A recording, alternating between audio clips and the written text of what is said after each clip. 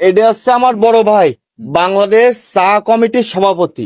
মানে বোঝেন যে যেরকম ওই যে কৃষক লীগ থাকে, কৃষক দল থাকে, তারপর রাজনৈতিক গ্রুপ বিভিন্ন যেরকম থাকে না, তা আমরা যারা চার দোকানে বসে চা খাই আর গল্প করি, এদেরও তো একটা কমিটি থাকার দরকার আছে, আছে না? এই কমিটির প্রধান ইনি সারা বাংলাদেশের। উনি আর কোনো কাজ বাজ নেই, বাড়ির পাশে চার দোকানে সারাদিন ওই চা খায় আর গল্প করে।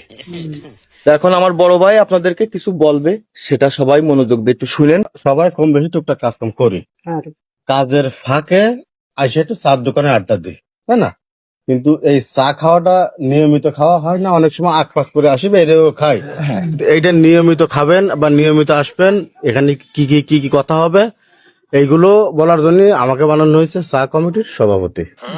বুঝতে পারছেন বিষয়টা হচ্ছেন কি, চার দোকানে এই সমস্ত আলাপ আলোচনা হয়। মনে করেন আমাকে তো আর এই চার দোকানে কোনো কাজ থাকে না, নিজেরা নিজেরা আলাপ আলোচনা করি, রাজনীতি আলাপ হোক আর যে কোনো আলাপ আলোচনা হোক। মানে পরে বাংলাদেশে, মানে এরপরে বাংলাদেশের সরকার কে আসবে সেটাও আমরা চার দোকানে বসে ঠিক ঠিক মানে ই করি, আমরা ডিসিশন বানাই দিই আর কি। মানে আমরা এটা নির্ধারণ করি আর কি, চেয়ারে কে বসবে সেটাও আমরা এখানে বসে টার্গেট করি। কারেক্ট, সঠিক কথা বলেছেন। আবার দেখা যাচ্ছে গ্রামের কিছু উগ্র মেজাজি ছেলে পেলে আছে না, অল্প বয়সী, মনে করেন কিরা কলাট উঁচু করে ঘুরে বেড়াচ্ছে, কিরা আলতো ফালতো ভাবে চলিছে। আমাদের নিজেদের পকেটের টাকা খরচ করে হলেও তার ফ্যামিলিতে যাই আমরা নালিশটা করে আসি, কি কাকা করি না কাকা? কারণ সে তো ভালোভাবে চলতেছে না।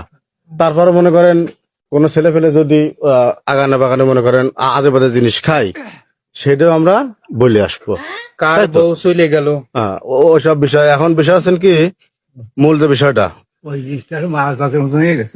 হ্যাঁ, ওই জিনিস মাছ ভাতের মতো হয়ে গেছে। হ্যাঁ, ওই জিনিসটা মাছ ভাতের মতো হয়ে গেছে। এবার মনে করেন আমাদের এখানে আমাদের সমাজে যদি কোনো একটা ছেলে আমাকে বয়সক বিয়ে করে আনে, তাহলে ওই ছেলের বউটা কতদিন থাকবে না থাকবে ওর সংসারে, সেইটাও আমরা এখানে বসে আলাপ আলোচনার মাধ্যমে একটা ফয়সালা করি, তাই না?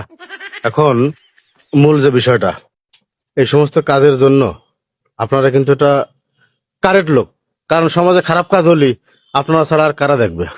তো এই সমস্ত কাজের জন্য আপনাদের যদি কোনো সরঞ্জাম লাগে, মানে ধরেন আপনি এখন এই জায়গায় আছেন, উত্তরপাড়া একটা ছেলে একটা খারাপ কাজ করে ফেলাইছে, আপনি তো অতদূর তার বাড়ি যেতে পারতেছেন না, ফোন করে দিলেন এই তোর ছেলে কিন্তু এই ফাউল কাজটা করেছে, বাজারঘাটে একটা বিশৃঙ্খলা সৃষ্টি করতেছে, কি তাই তো?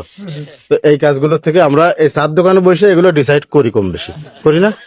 আমাদের কাজ হলো এই মনে করেন চার দোকানে আইসে